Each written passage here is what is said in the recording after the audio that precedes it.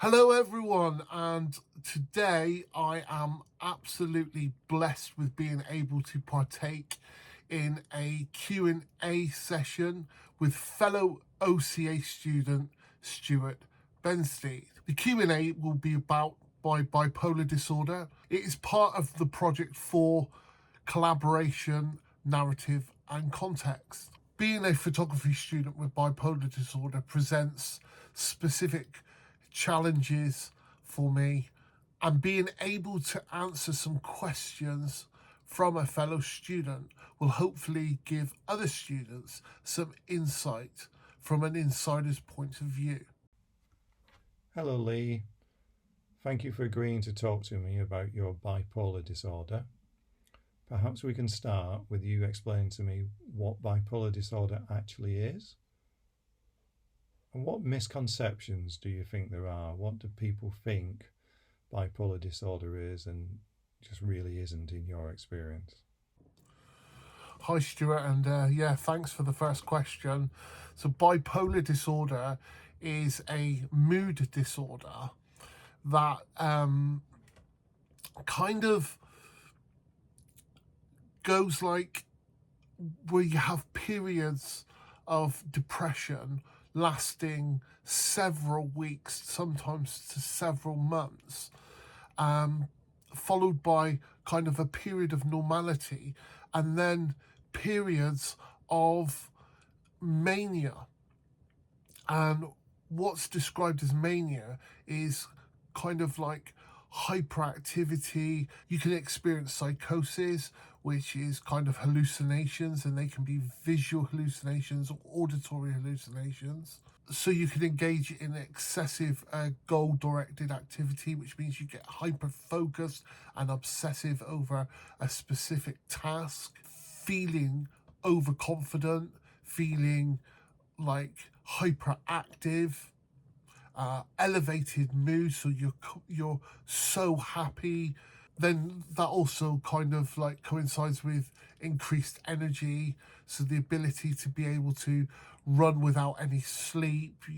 You tend to have no sleep for or sleep that lasts like 1 or 2 hours per night. And also on the side note of that, with all the high energy and high impact that's going on in your brain, you can become quite irritable and very snappy. On the other side of it, you can have the depression side, which is low mood, thoughts of self-harm, thoughts of suicide, dark days. Everything feels like grey and empty. I think two of the most prevalent misconceptions about bipolar is the first one being that it's mood swings.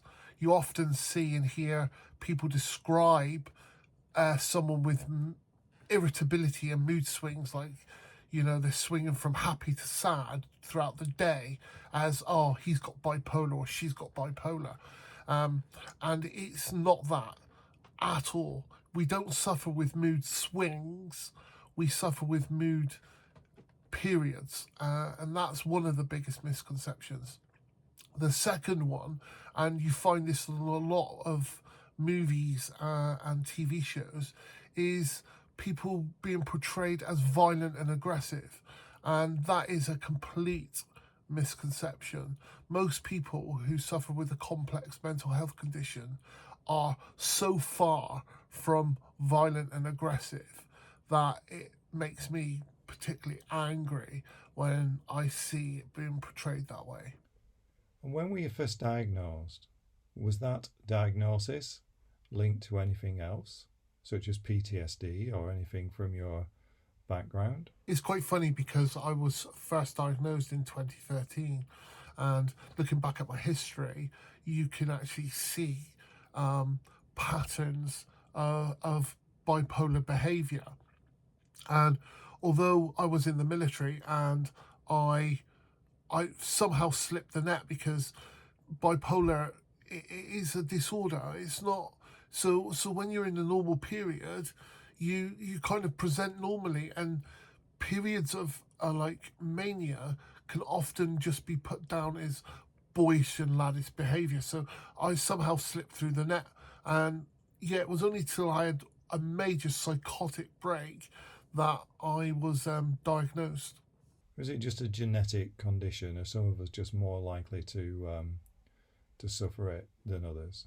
Bipolar is a genetic condition. It's brought about by usually from environmental conditions. So traumatic events such as PTSD or childhood trauma can actually activate it in the brain. Are there any particular triggers for your bipolar, or does it just come on out of the blue? There are triggers, but they're very complex to understand, and it's individual with each person. One of my biggest triggers is a stress. So whenever I'm put under really stressful situations, I can relapse into a manic state. And how does it feel when you're in the midst of your bipolar? Do you suffer depression? And what about hyperactivity?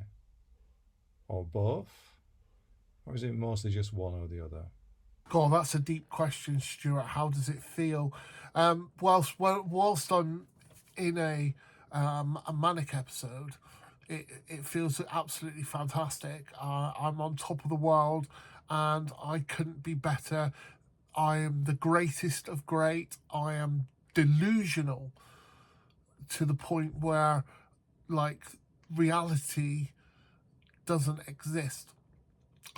When I'm in a depressive episode, yeah, it is very, very bad. I don't want to get out of bed. I don't want to eat. I sleep all the time.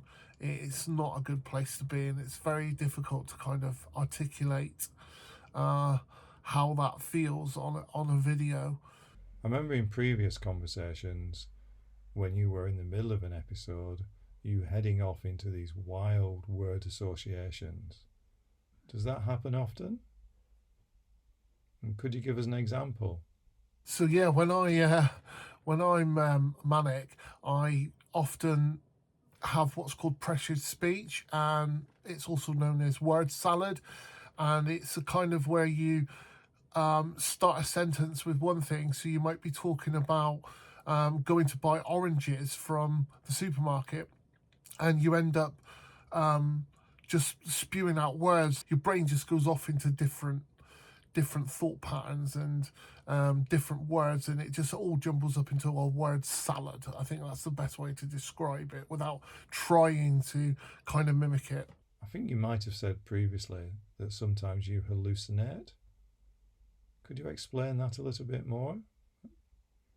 And what's the weirdest thing that's happened to you in the middle of those kind of hallucinations? Oh yes, Stuart, this is an easier question to answer because I've had some weird experiences with hallucinations. I once thought I was a vampire, and I believed genuinely that I was a psychic vampire and that I could absorb people's thoughts, and that when I was around them, I could suck the energy out of them, and I needed that energy to survive. Another experience was I was found at 5 a.m. on a beach. I'd been out all night, sat on this beach, looking at the stars, waiting for my parents, who were aliens, to come and take me home. So I believed they was going to come down in a spaceship and whisk me off into the stars. And I can't stress enough how real that feels. It feels so real. You believe it 100%. There's no doubt in my mind that that was true. How does it impact your family, Lee? Or do they just see it now as part of being Lee and who Dad is?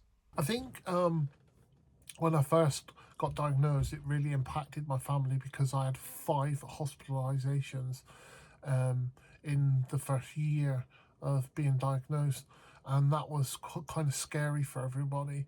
But over time, people just, they look at me and they're kind of just like, oh, that's just Dad now.